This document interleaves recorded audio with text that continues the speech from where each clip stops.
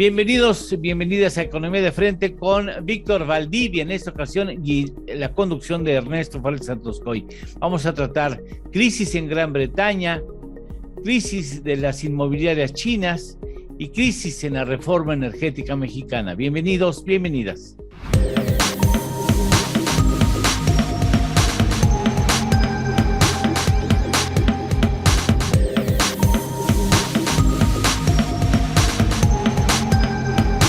Economía de Frente.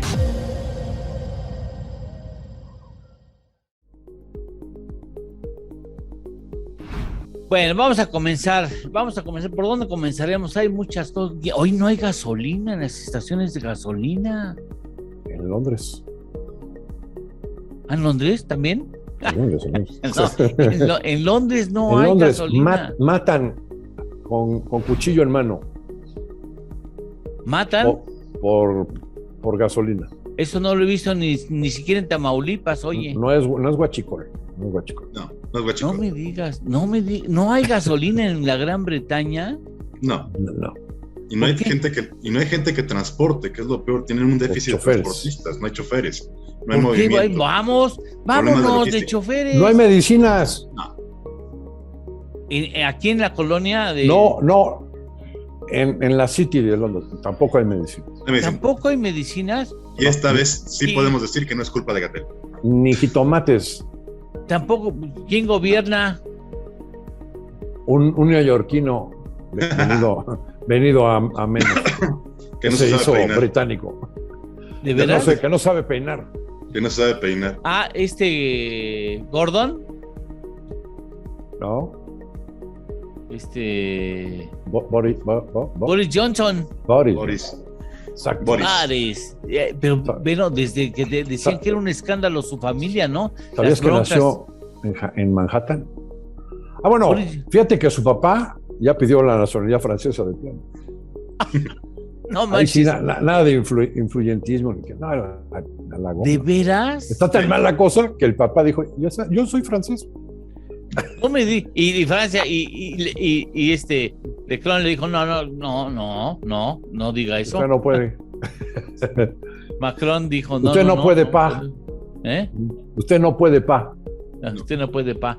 Oye, bienvenidos, gracias a Víctor por estar aquí con nosotros. Te lo agradezco mucho, Víctor. Gracias, siempre que podemos, aquí estamos. Muchas gracias. Bueno, vamos a comenzar. En serio, ya que lo tratamos, hay un problema serio en la Gran Bretaña. Muy serio, muy serio. Para mí es una consecuencia directa de sus decisiones nacionalistas, populistas, un populismo real que se vivió para todo lo que fue del Brexit. Y como lo comentábamos fuera de cámara, para nosotros ya era algo que estaba cantado desde el momento que empezaron con el Brexit, con la salida de la Unión Europea, con una salida mal planeada, mal hecha, mal ejercida, hasta viciada de origen mismo, queriéndose envolver en las banderas nacionalistas, queriéndose sacar a través de un referéndum de esta democracia directa mal empleada, mal organizada, con un marketing político basado en el odio, en el rencor y en la ignorancia. O sea, sí, me suena muy parecido y... Sí, es lo que yo estaba pensando en eso. Es un desastre económico marca diablo, ¿no? Marca diablo. Al ¿Por estilo qué, británico. Ernesto? ¿Y coincides con Víctor? Sí, fíjate. Por un lado se les cae el comercio exterior por todos lados. Y horrible. Horrible. Luego restringen los permisos de migración y los permisos de aduanas, de mercancías.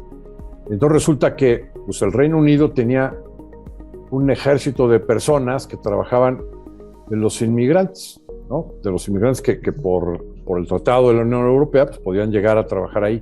Entonces hoy en día no tienen suficientes trabajadores en muchos sectores, particularmente lo que comentaba Víctor, en el transporte de camiones pesados. Sí. Y entonces hoy no tienen gasolina, no tienen medicamentos. ¿La gasolina porque no se transporta? Porque no se transporta a las estaciones finales. Válgame Dios.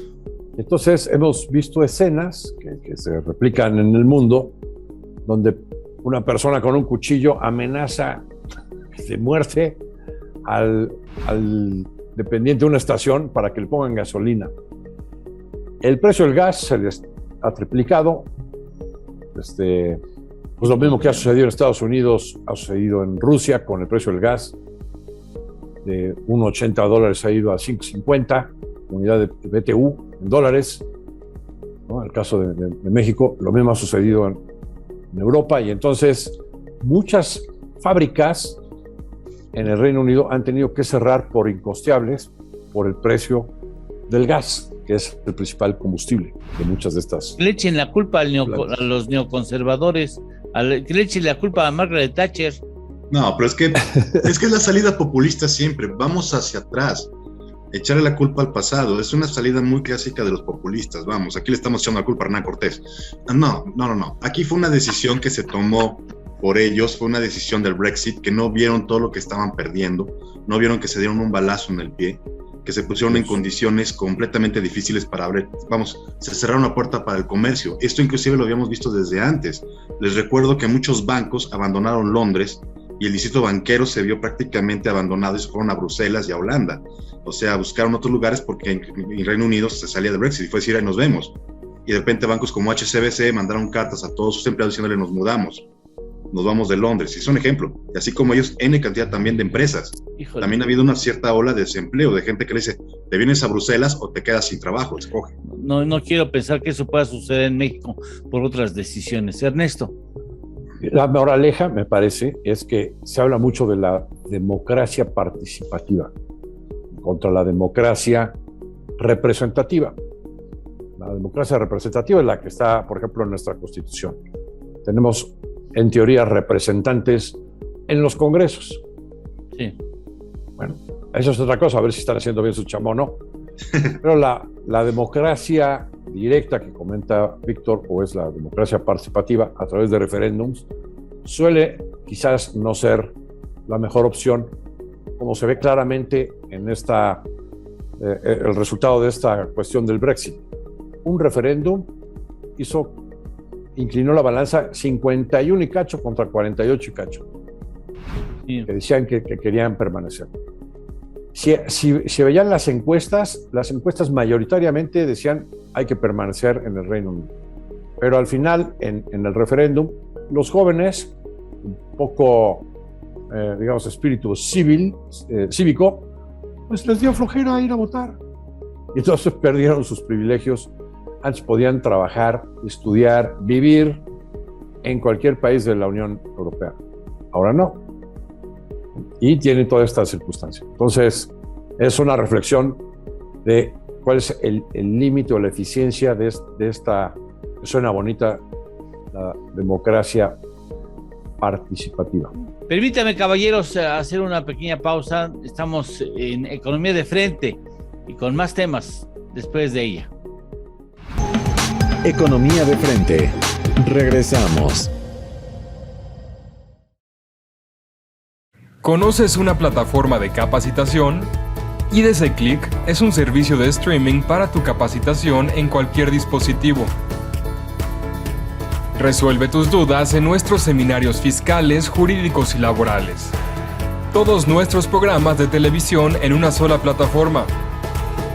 Todo esto en un solo catálogo disponible las 24 horas.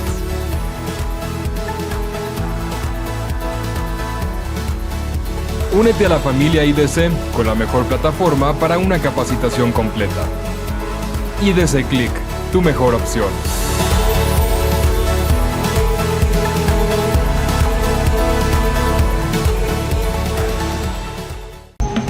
Economía de Frente.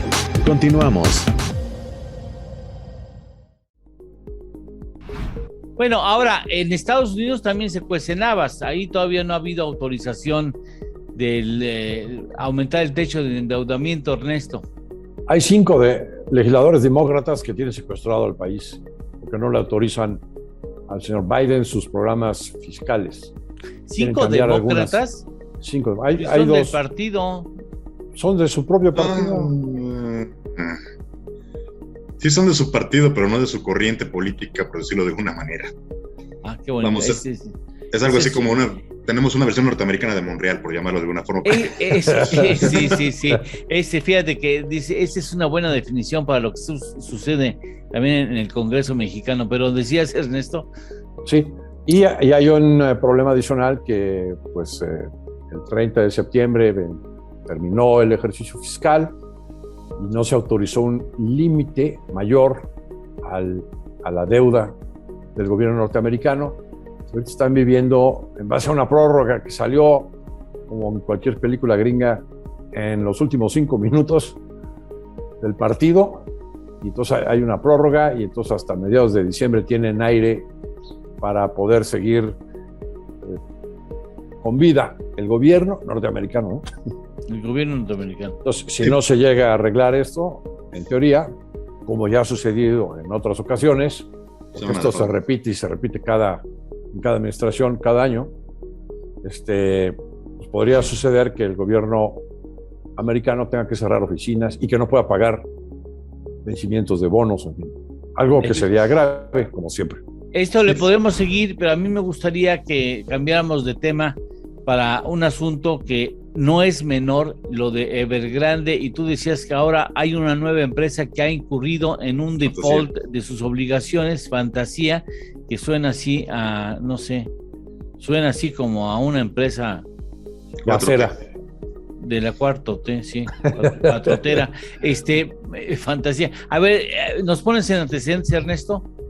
Bien, ya en el pasado, semanas atrás, la principal empresa promotora de vivienda en China, que es la más grande del mundo al final, Evergrande, incurrió en que no le pagó los intereses a los bancos y luego no le pagó intereses a los tenedores de bonos.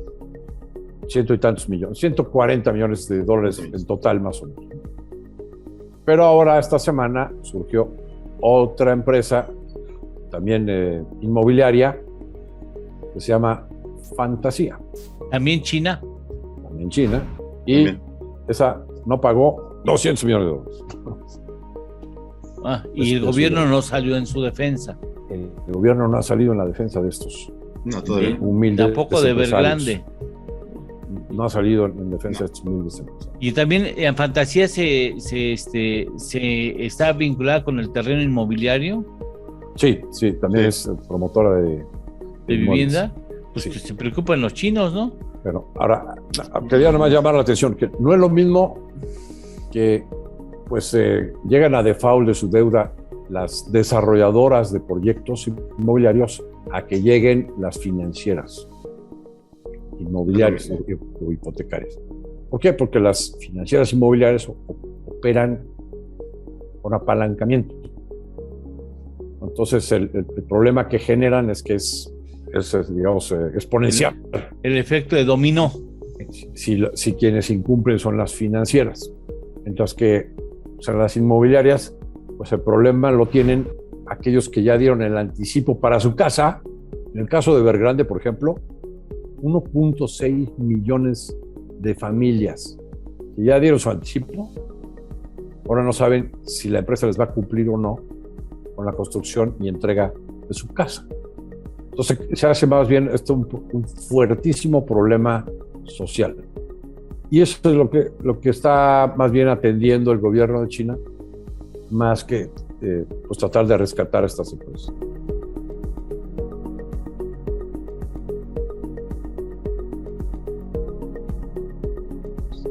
Qué barbaridad, Víctor.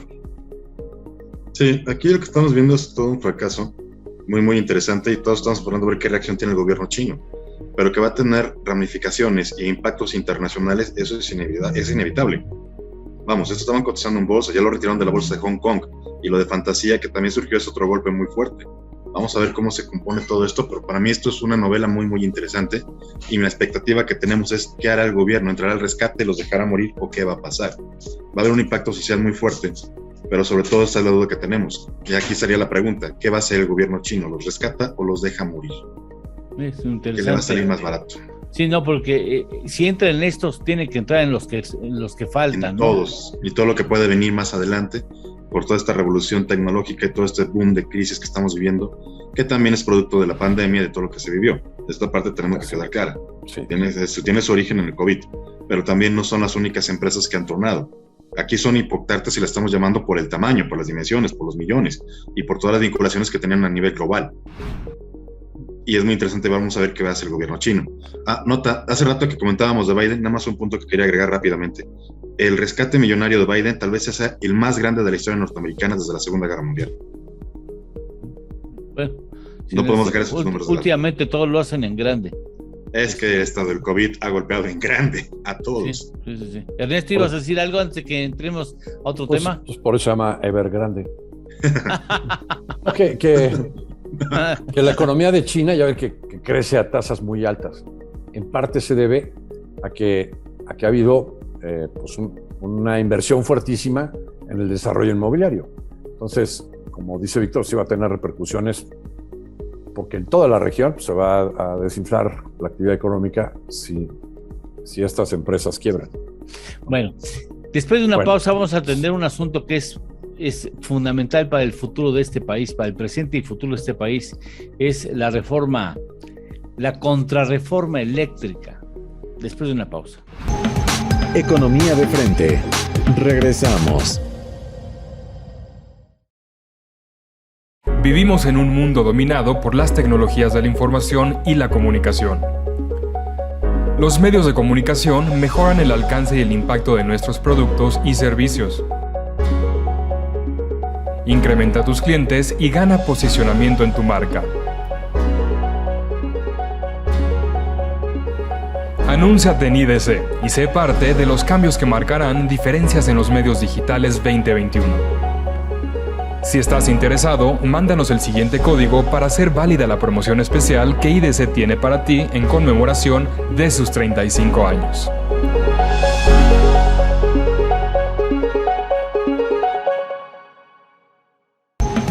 Economía de frente. Continuamos. Quien no haya distinguido las consecuencias posibles de la reforma eléctrica puede dormir tranquilo, Ernesto. ¡Qué barbaridad! Sobre todo si tienes paneles solares en casa, ¿no?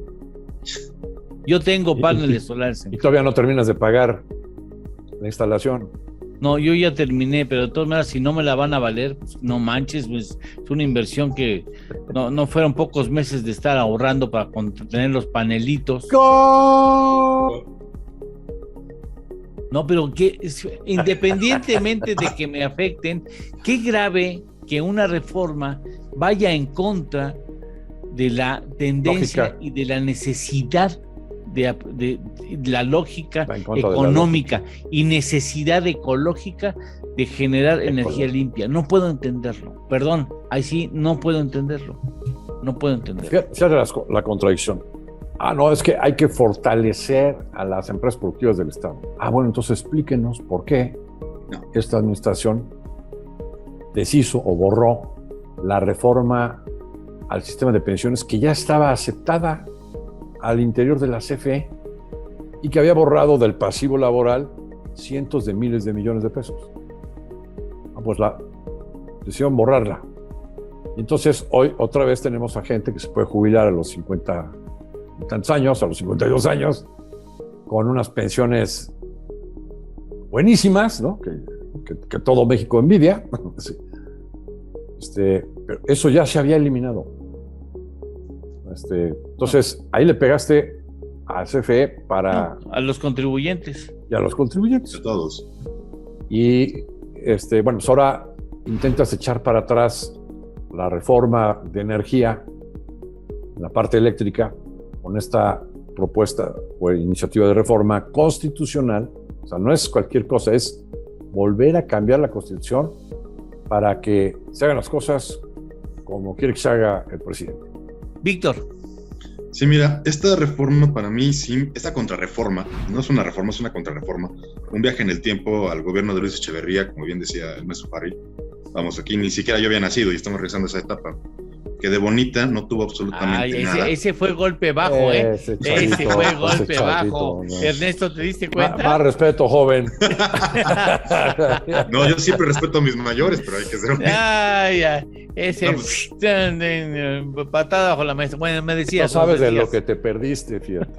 Supongo que sí, como soy fanático de los Rolling Stones y de los Beatles.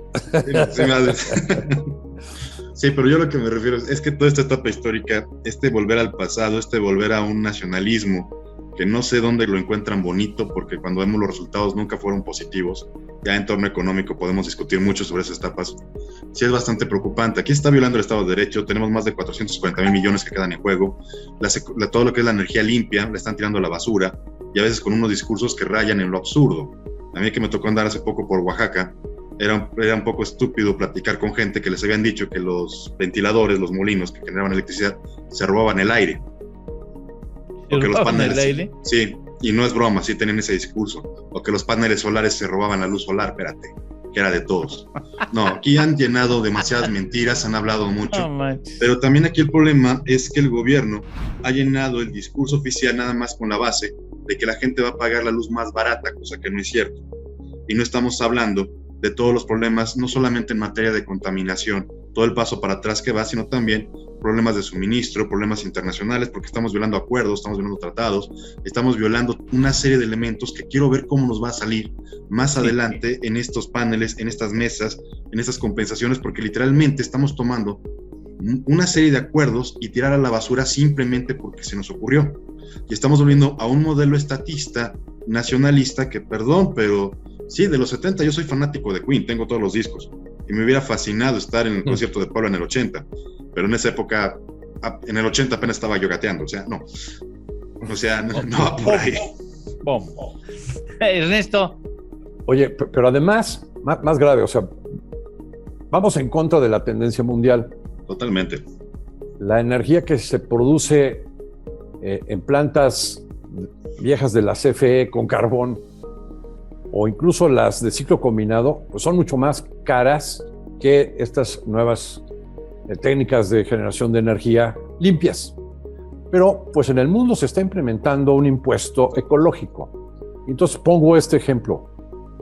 Una camioneta que saquen de la planta de General Motors producida en Silao, de General Motors, capital americano, y la van a exportar a Estados Unidos, pues dentro de poco le van a imponer un impuesto ecológico, porque la energía con la que al final de cuentas se está generando las partes, los componentes de este automóvil no son energías limpias.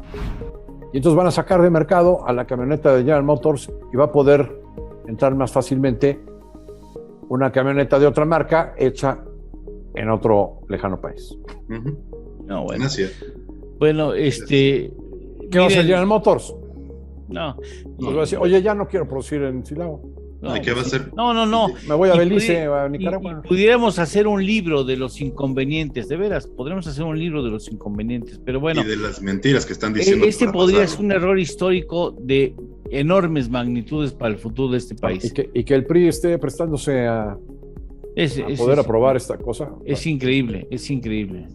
Bueno, caballeros, tengo la mala noticia que informarles que se nos ha acabado el programa, el tiempo del programa. Parece mentira, pero yo creo que el productor se quedó en la bolsa, ha de ser fanático de alguien, porque se metió en la bolsa algunos minutos y se nos ha acabado el programa. Agradezco de manera muy especial su atención. Víctor, gracias por haber estado aquí con nosotros como invitado especial. Muchas gracias, como siempre, Ernesto Fales Santoscoy. Un punto que seguramente tuvimos los tres en común, antes de que nos vayamos, un punto que los tres tuvimos en común, se los apuesto. Y un brindis porque se quemó el Baby O. Oye, sí. Sí. Bueno. Y don Ernesto, por la cara que puso, él sí pasó por ahí igual que yo. Sí, yo también. También. En fin, bueno, muchas gracias, caballeros. Gracias. Hasta aquí, Economía de Frente. Hasta la próxima semana. Gracias.